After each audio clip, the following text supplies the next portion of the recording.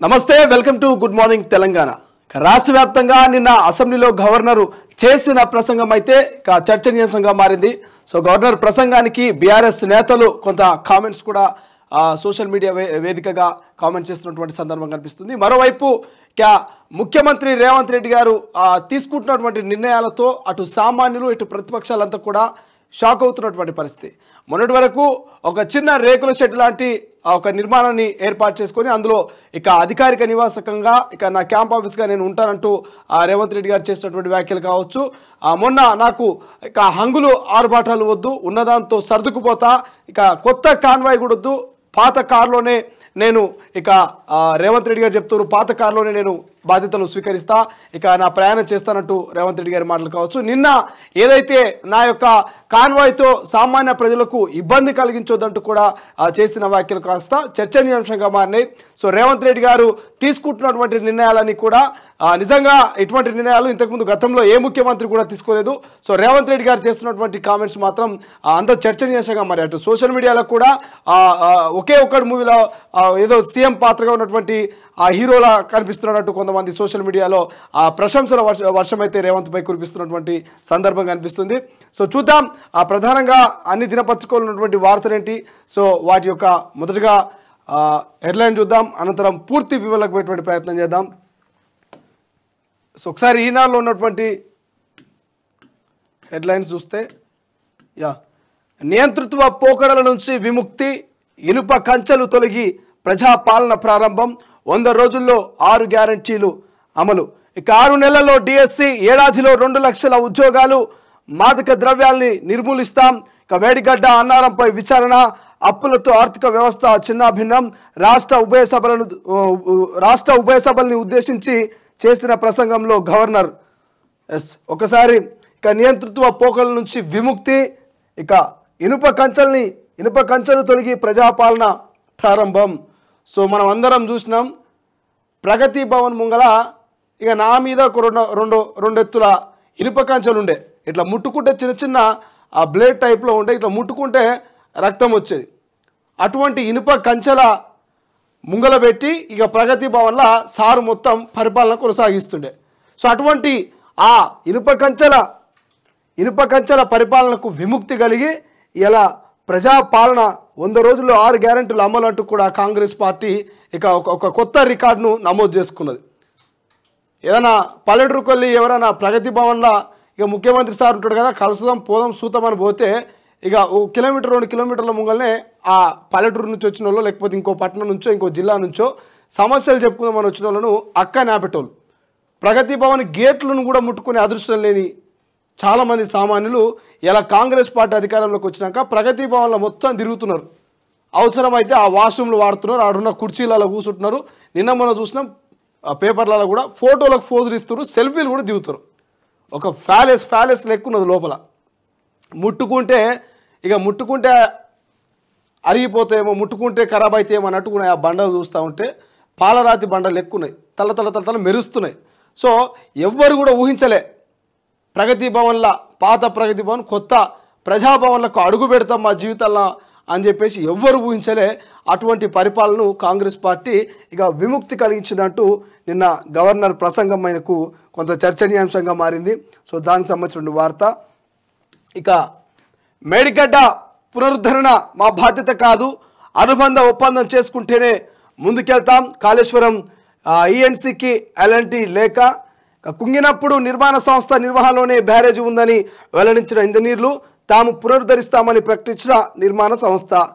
గత పాలకులు చేసిన పాపానికి ఇక ప్రజల మెడకు చుట్టుకున్నది ఈ మేడిగడ్డ బ్యారేజ్ అనేది, దాని పునరుద్ధరణ అనేది ఇప్పుడున్నటువంటి ప్రజల మెడకు చుట్టుకున్నది వాళ్ళు చేసిన అవినీతి అక్రమాలకు.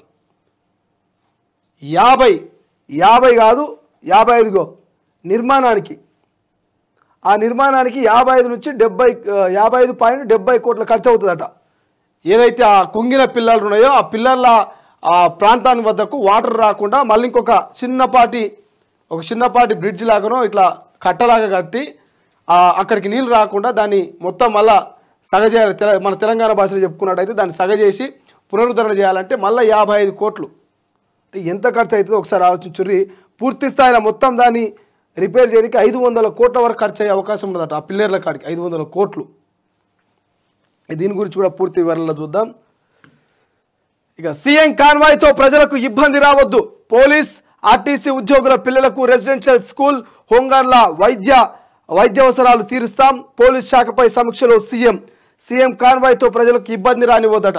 గత పాలకులు ఉన్నప్పుడు చూసినాం మనం, మొన్నటిదాకా రేవంత్ రెడ్డి గారి కాన్వాయ్ పోతుంటే కూడా ఇక గంటల తరబడి సామాన్యులు ట్రాఫిక్లో ఇరుక్కున్నటువంటి సిచ్యువేషన్. ఒకరు ఎమర్జెన్సీ మీద ఉంటారు, ఇంకో పని మీద పోతుంటారు. సో ప్రజలంతా కూడా ఈ కాన్వాయ్ రాకతోటి, ముఖ్యమంత్రి కాన్వాయ్ రాకతోటి గంటల తరబడి వాళ్ళు వెయిట్ చేసినటువంటి సందర్భాలు ఉన్నాయి. సో మనమే ఎన్నోసార్లు తిట్టుకుంటాం, ఏం మనుషులు రా నాయన వీళ్ళు, వీళ్ళ కాన్వాయ్ని బట్టి వీళ్ళు పోయేదాన్ని బట్టి మనం ఆగమవుతున్నాం, ఎందుకు ఇదంతా అంగుల ఆర్భాటాలు అన్నటువంటి సందర్భాలు ఉన్నాయి. కానీ రేవంత్ రెడ్డి గారు దానికి భిన్నంగా ఆయన కూడా ఒక సామాన్యుడి పాత్ర వహించే ఇలా ముఖ్యమంత్రి అయింది కాబట్టి సామాన్యులకు ఇట్లా తిట్టుకుంటారు, ఇట్లా అనుకుంటారు, సామాన్యులకు ఇబ్బంది కల్పించొద్దని ఇక సీఎం కాన్వాయ్తో ప్రజలకు ఇబ్బంది రానివ్వద్దంటూ సామాన్య జనంతో నేను నా కాన్వాయ్ పోవాలని ఆదేశాలని జారీ చేసిండు. సో నిజంగా రేవంత్ రెడ్డి నిర్ణయానికి మాత్రం అందరూ శభాష్ అంటున్నారు. ఇక మరోటి ప్రజా సమస్యల పరిష్కారానికి పట్టణాలు గ్రామాల్లో సభలు ప్రతి నెల మొదటి వారంలో 1-2 రోజులు నిర్వహించాలి, సీఎం రేవంత్ రెడ్డి ఆదేశాలు. ప్రజాభవన్కు ఇక ప్రజా దర్బార్, ఇప్పుడు ప్రజావాణి, పాత ప్రగతి భవన్లో ఏర్పాటు చేసినటువంటి ప్రజావానికి ఇంత అశేషమైనటువంటి జనాదరణ వస్తుందని చెప్పి ఎవరు ఊహించుకోలే. ఏదో కొంతమంది సమస్యలతో వస్తారు, సో వాళ్ళ సమస్యలు తీరిస్తే అయిపోతుంది అనుకున్నారు. కానీ కాంగ్రెస్ పార్టీ అధికారంలోకి వచ్చిన 10 రోజులలోనే నిర్వహించినటువంటి 3వ ప్రజావాణి, ఐ థింక్ ఫస్ట్ శుక్రవారము, తర్వాత మంగళవారం, అంటే 2వ రోజు 3వ రోజుకే భారీ జనం పంజాగుట్ట ఫ్లైఓవర్ దాకా దాదాపుగా మొత్తం జామ్ అయిపోయింది. ఆ ప్రగతి భవన్ ముందు నుంచి లైన్ కడితే సో పంజాగుట్ట చౌరస్తా దాకా దగ్గర మబ్బుల 4 గంటలకు 5 గంటలకు లేచి వచ్చి లైన్లో నిలబడుతున్నారు. అంటే తెలంగాణలో ఉన్నటువంటి ప్రజలకు ఎన్ని సమస్యలు ఉన్నాయి, ఎంతమంది సమస్యలతోటి సఫర్ అవుతున్నారు, ఎంతమంది జీవితాలు ఈ 10 ఏళ్లలో ఆగమైనవి, ఎంతమంది కుటుంబాలు రోడ్ల మీద పడ్డాయి అనేది ఆ ప్రజాభవన్ ముంగల్ ఉన్నటువంటి ప్రజల్ని చూస్తే, పాలకులను చూస్తే స్పష్టంగా అర్థమవుతున్నది. ఇక రేవంత్ రెడ్డి గారు ఓ నిర్ణయం తీసుకున్నారట. సో ఆ నిర్ణయాన్ని కూడా ఇక ప్రతి నెల మొదటి వారంలో ప్రతి ఒక్కరు ఆయా ఊళ్ళనే ఆయా నాయకులతోటి ప్రజల సమస్యలు తెలుసుకొని అక్కడికక్కడనే సమస్యల పరిష్కారానికి ఇక ఓ మార్గం చూపించాలంటూ ఓ నిర్ణయం తీసుకున్నారట. పూర్తి వివరాలు చూద్దాం. ఇక కాంగ్రెస్ మేనిఫెస్టో చదివినట్లుగా గవర్నర్ ప్రసంగం బారాస. ఇక సమ్మక్క సారలమ్మ జాతరకు నిధుల్లో కోత, సత్యవతి రాథోడ్. ఆసుపత్రి నుంచి కేసీఆర్ డిశ్చార్జ్, నందినగర్లోని నివాసానికి బారాస అధినేత. ఆయువు తీసిన ఆన్లైన్ గేమ్లు, భార్య 2 పిల్లల్ని తుపాకీతో కాల్చి చంపిన కానిస్టేబుల్, చివరకు తాను బలవన్మరణం. ఇక ఆర్థిక ఇబ్బందులతో ఘాతుకం, భార్య పిల్లలతో నరేష్. సో చూస్తున్నాం కదా, ఇక ఆయువు తీసిన ఆన్లైన్ గేమ్ అంటూ కూడా. సో ఈ మధ్య చాలా ఆన్లైన్ గేమ్లో మోసపూరిత సంఘటనలు చూస్తూ ఉన్నాం. చాలామంది ఆన్లైన్ గేమ్లకు అట్రాక్ట్ అవుతూ ఇక 1-2 డబ్బు సంపాదించాలన్నటువంటి దురాశ కావచ్చు, ఇతర కారణాలతోటి కూడా ఆన్లైన్లో గేమ్లు ఆడి కోట్లాది రూపాయలు మోసపోతున్నటువంటి సిచ్యువేషన్ మనం చూస్తూ ఉన్నాం. దాదాపుగా 80 లక్షలు అనుకుంటా ఆన్లైన్ గేమ్ ఆడి ఇక 80 లక్షల రూపాయలు ఓ కానిస్టేబుల్, ఓ గన్మెన్ ఇక లాస్ అయినట్టు. సో ఏం చేయాలని అర్థం కాక చివరికి ఆయన చనిపోయేది కాక స్కూల్కి వెళ్ళిన పిల్లల్ని తీసుకొచ్చి మరి ఇంటికాడ భార్య పిల్లల్ని చంపి ఆయన చనిపోయినటువంటి సిచ్యువేషన్ మనకు ఒకటి కనిపిస్తుంది. సో దయచేసి ఎవరు కూడా ఆన్లైన్ గేమ్లకు అట్రాక్ట్ కావద్దు. షార్ట్ టైంలో పైసలు సంపాదించాలి, ఇక రిచ్ కావాలి అనేటువంటి అత్యాశకు పోతే ఇట్లా ప్రాణాల మీకు వచ్చేటువంటి అవకాశం ఉంటుంది. సో ఇప్పటికైనా కొంచెం కేర్ఫుల్గా ఉండండి, ఆన్లైన్ గేమ్లకు దూరంగా ఉండండి.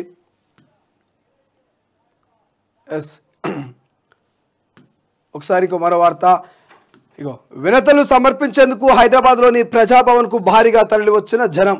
ఒక్కసారి జనాన్ని చూస్తూ ఉంటే ఓ సభకో, లేకపోతే ఓ సమావేశానికో, లేకపోతే భారీ మీటింగ్కో, లేకపోతే ఓ సినిమా స్టారో, లేకపోతే ఓ పెద్ద నాయకుడు వచ్చినట్టుగా వచ్చారు జనాలంతా కూడా.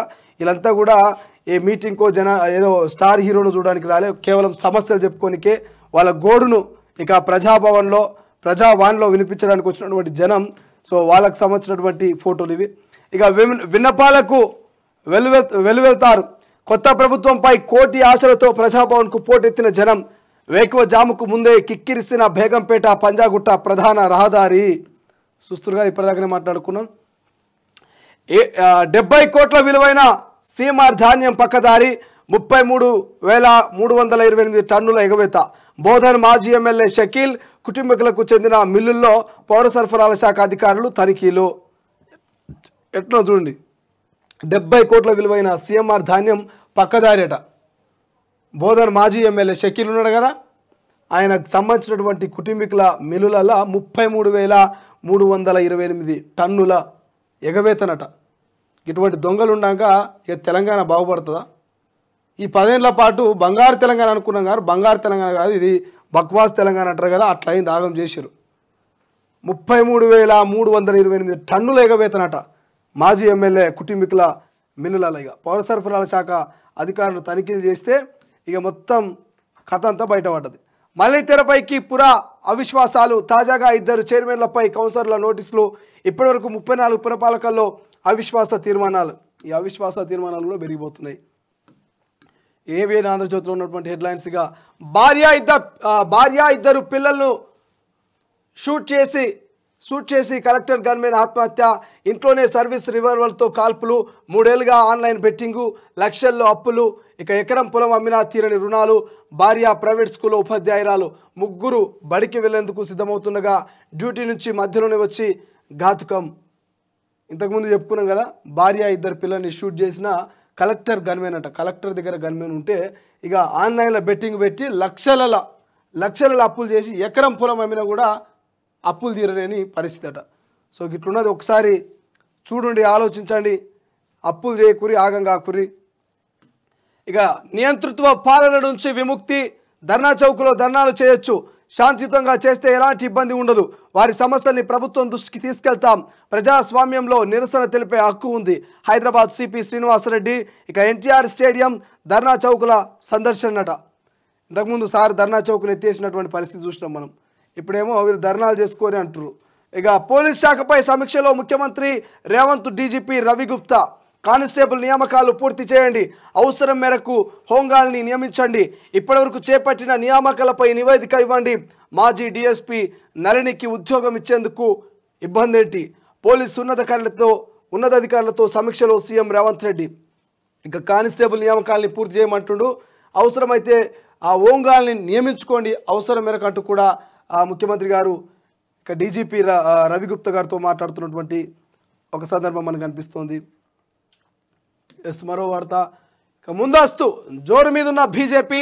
నెల ముందుగానే లోక్సభ ఎన్నికలకు యోచన. 7 నుంచి 10 దశల్లో ఎన్నికల నిర్వహణ. తొలి దశలో మార్చి 10-15 మధ్య తెలంగాణ ఆంధ్రప్రదేశ్లో పోలింగ్. ఇక ఏపీ కేబినెట్ భేటీలో ముందస్తు ఎన్నికలపై వెల్లడించిన సీఎం జగన్. ఫిబ్రవరి 20కే షెడ్యూల్ రావచ్చని వ్యాఖ్య. ఇక లోక్సభ ఎన్నికల యోచన అట. ఎంపీ ఎలక్షన్కి సంబంధించి కూడా ముందస్తుగా ఇక బీజేపీ జోష్ మీద ఉన్నదట. చూడాలి తెలంగాణలో దెబ్బతిన్నటువంటి బీజేపీ మరి లోక్సభ ఎన్నికలలో ఎట్లా తట్టుకొని నిలబడుతుంది. ముందస్తుగానే ఇక అన్ని రకాల వ్యూహాల్ని పండుతున్నదట. చూడాలి మరి ఈ లోక్సభ ఎన్నికలైనా ఏమైనా ముంగల పడుతుందా బీజేపీ, లేక మళ్ళా తెలంగాణ లెక్క ఆగమవుతుంది అనేది. ఇక ఇంకో వార్త చూడండి. మైలాడ్ నన్ను చనిపోనివ్వండి, జడ్జినైన నాకే లైంగిక వేధింపులు. రాత్రికి రమ్మని జిల్లా జడ్జి అడిగారు. అలహాబాద్ హైకోర్టు సుప్రీంకోర్టుకు ఫిర్యాదు చేసిన ఫలితం లేకపోయింది. నా జీవితాన్ని గౌరవప్రదంగా డిస్మిస్ చేసుకోవడానికి అనుమతి ఇవ్వండి. ఇక సిజేఐకి యూపీ మహిళా జడ్జి లేఖ నివేదిక పంపాలని సిజేఐ ఆదేశము. ఇంత దారుణం ఉంటుందానే? ఒక్కసారికి వార్త చూడండి. ఒక జడ్జి అయినటువంటి మహిళకు వేధింపులట. ఓ మహిళా జడ్జికి లైంగిక వేధింపులట మరొక జడ్జి. ఇక ఆమె నన్ను నేను చంపుకోవడానికి పర్మిషన్ ఇవ్వండి అంటూ లేఖ రాసింది. సో దానికి సంబంధించి ఇక నివేదిక పంపించాలని సిజేఐ ఆదేశం చేసిందట. సో దేశం ఎటువైపు పోతున్నది? ఇలా న్యాయం చెప్పే న్యాయమూర్తులకే భద్రత లేని పరిస్థితి. ఇలా సాక్షాత్తు ఓ జడ్జికే లైంగిక వేధింపులు అంటే సామాన్య కుటుంబంలో ఉన్నటువంటి పసి పాప నుంచి ఇక పన్ను ముసల్దాన్ దాకా ఎంతమంది మీద లైంగిక వేధింపులు జరుగుతూ ఉన్నాయి, ఎంతమందిని చంపుతూ ఉన్నారు, ఎంతమంది మీద దాడులు జరుగుతూ ఉన్నాయి, మనం నిత్యం చూస్తూ ఉన్నాం. అంటే దేశం ఎటుపోతుంది, ఇలా రాష్ట్రాల్లో ఉన్నటువంటి పాలకులు ఏం పని చేస్తుర్రు, ఒక్కసారి మనముగా ఆలోచించుకోవాలి. మనకుగా ప్రతి ఒక్కరిని సోదరి భావంతో చూస్తే ఇటువంటి లైంగిక వేధింపులకు ఒక ముగింపు పడుతుంది. కానీ ఎలా జడ్జి పైన, ఒక మహిళా జడ్జి పైన లైంగిక వేధింపులట, రాత్రికి రమ్మని జిల్లా జడ్జి అడిగిరట. సో ఇంత దారుణమైనటువంటి పరిస్థితి. ఒకసారి ఆలోచించాలే, దేశం ఎట్టుపోతున్నది, మనం ఏం చేస్తున్నాము, ఒకసారి ఆలోచించాల్సిన అవసరం ఉన్నది. నిజంగా దారుణమైనటువంటి సిచ్యువేషన్ ఇది. ఒక్కసారి వెలుగులో ఉన్నటువంటి హెడ్లైన్ చూద్దాం. ఇక చూడ, ప్రజాభవన్కు పోటెత్తిన జనం, ప్రజావాణిలో సమస్యలు చెప్పుకునేందుకు క్యూ. ఏం జనం వచ్చిర్రా నాయన, ఇగో మొత్తం వీల్ చైర్ల మీద ఎక్కడెక్కడిలో రాష్ట్ర వ్యాప్తంగా. ఇక ఆ జిల్లా ఈ జిల్లా ఏం లేదు, ఆ ఊరు ఈ ఊరు అని ఏం లేదు, అన్ని ఊర్లు అన్ని డిస్టిక్ల నుంచి కూడా ప్రజాభవన్కు పోటెత్తారు. ప్రజాభవన్కు పోతే మా సమస్యలన్నీ క్లియర్ అవుతాయి, ఈ 10 ఏళ్ల పాటు ఆఫీసుల చుట్టూ తిరిగి మా చెప్పులు అరిగినాయి కానీ ఒక్క సమస్య సాల్వ్ కాలే, ఇక ప్రజాభవన్ కన్నా పోతే ఖచ్చితంగా మా సమస్యలు స్పాట్లో సాల్వ్ అయితే దానికి ఒక సొల్యూషన్ దొరుకుతుందని ఇక జనాలు మాత్రం మామూలుగా వస్తలే ప్రజాభవన్కు. ప్రజావాణిలా వాళ్ళ గొంతును వినిపించనికే, వాళ్ళ సమస్యల్ని అక్కడ చెప్పనీకే భారీ స్థాయిలో పోటెత్తిన జనం.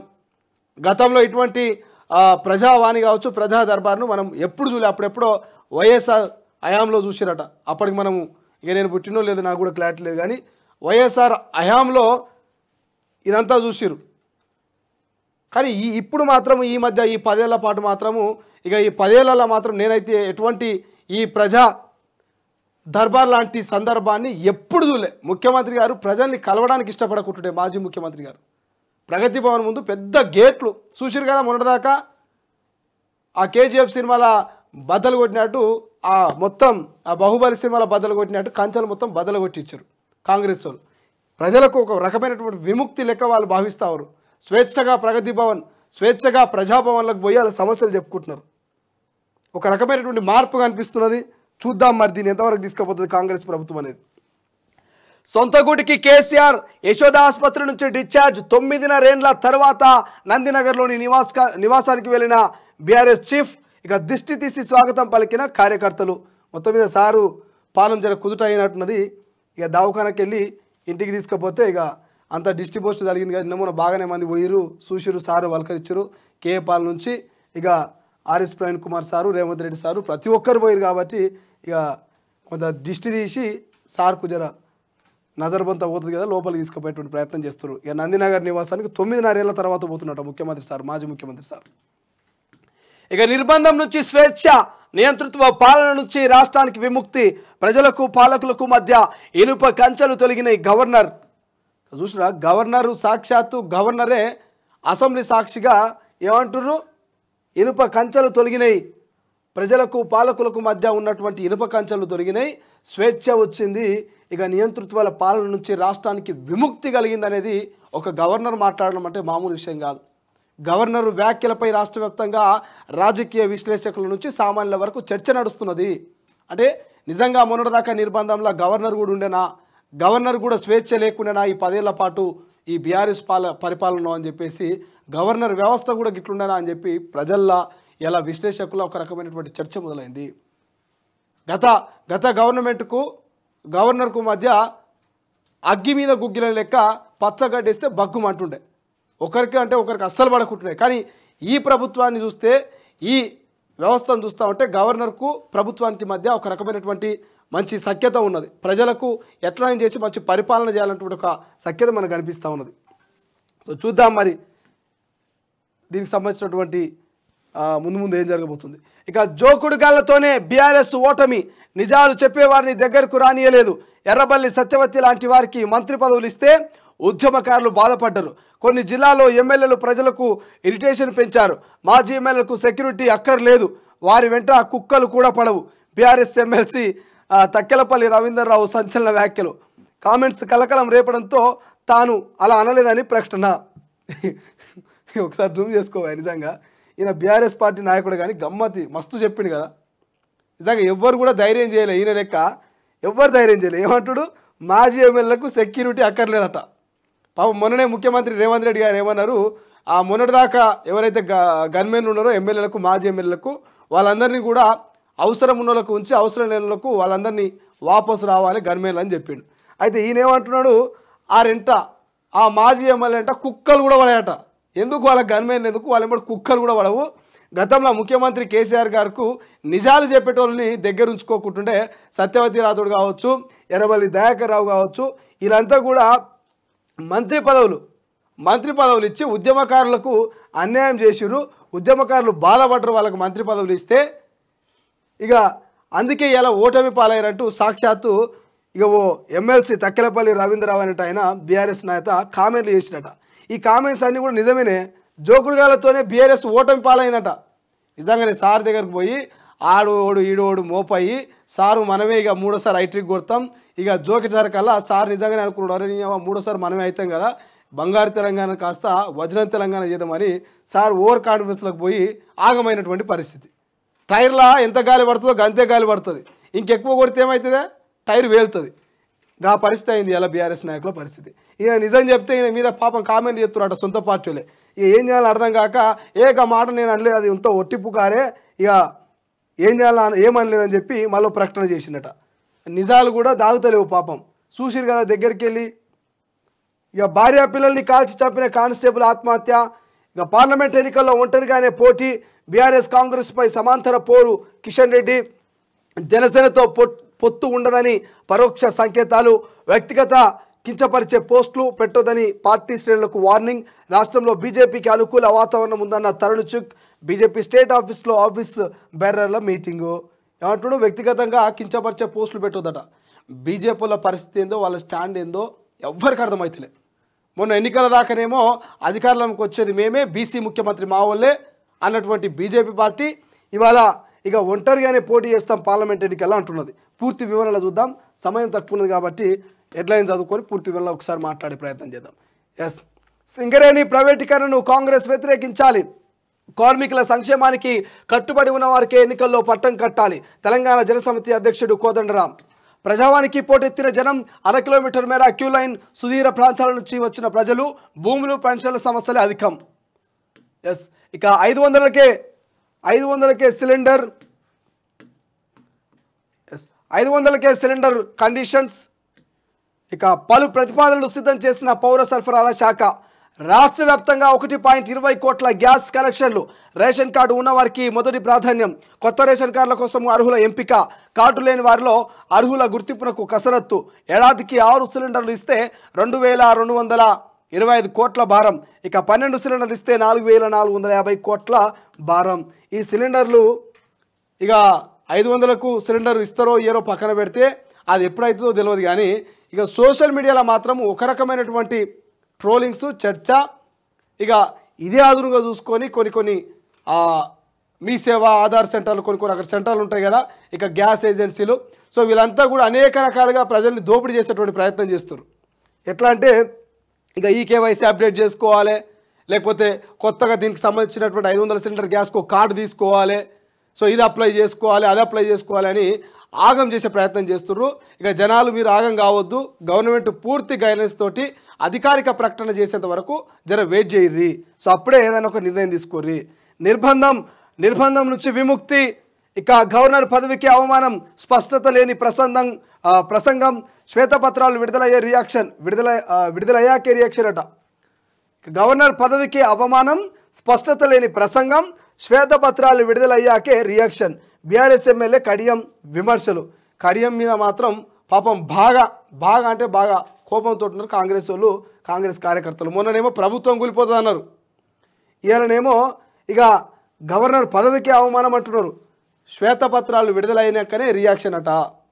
బొమ్మ సినిమా శ్వేతపత్రం విడుదలైనాక, రిలీజ్ అయినాక గప్పుడు కనిపిస్తుంది మీ బొమ్మ, మీ మొహము ఎట్లుంటుంది అనేది గప్పుడు కనిపిస్తుంది. చేసిన అప్పులు, అవినీతి అనేది శ్వేతపత్రం విడుదలైనాక గప్పుడు ఒక స్పష్టత వస్తుంది. ఇక నాడు కీలకం, నేడు వెయిటింగ్. 6 ఐఏఎస్లకు షాక్ తప్పదా? ఇంతవరకు సీఎంను కలవని కీలక అధికారులు ఎక్కడికి బదిలీ చేస్తారోనని ఆందోళన. తెలంగాణ ఐఏఎస్లో ఆసక్తికర చర్చ. గతంలో తీవ్ర ఆరోపణలు చేస్తున్న సీఎం రేవంత్. ఒకసారి నమస్తే తెలంగాణ చూద్దాం. 100 రోజుల్లో 6 గ్యారంటీలు.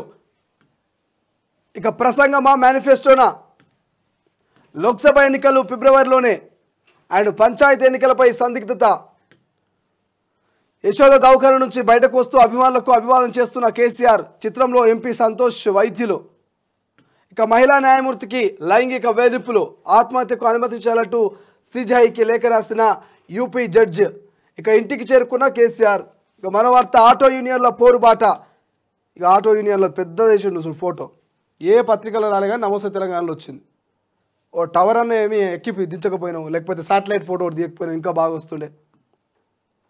ఇలా ఆటో యూనియన్లతో మాట్లాడతాము, ఆటో యూనియన్లకు ఆటో డ్రైవర్లకు మేము భరోసానిస్తాము, సంవత్సరానికి 12,000 ఆర్థిక సాయం చేస్తామని ఓ పక్క గవర్నమెంట్ వాళ్ళందరినీ కూడా సర్దిపట్టి చేసే ప్రయత్నం చేస్తూ ఉంటే, ఇక సర్ది చెప్పే ప్రయత్నం చేస్తూ ఉంటే వీళ్ళు మాత్రము ఎట్లా చేసి ఇక వ్యతిరేకత తీసుకురావాలని ఇగో ఈ రకమైనటువంటి రకం ఇక ఫోటోలు, ఇక వార్తలు గమ్మత్తుంటుంది మొత్తం. ఇదే ఆటో డ్రైవర్లు, రైతులు, ఇక స్కూల్ పోరగాళ్ళు, నిరుద్యోగులంతా ధర్నాలు చేసి రోడ్ల మీదకి వచ్చినప్పుడు ఒక్క ఫోటో వేసిన పాపన పోలే. ఇలా మాత్రం ఇక మంచిగా టవర్ ఎక్కి తీసినట్టున్నాడు, ముద్దు వచ్చింది ఫోటో. పెద్ద పెద్ద ఫోటోలు వేస్తారు ఇప్పుడు. సో ఇవి అలాంటి హెడ్లైన్స్.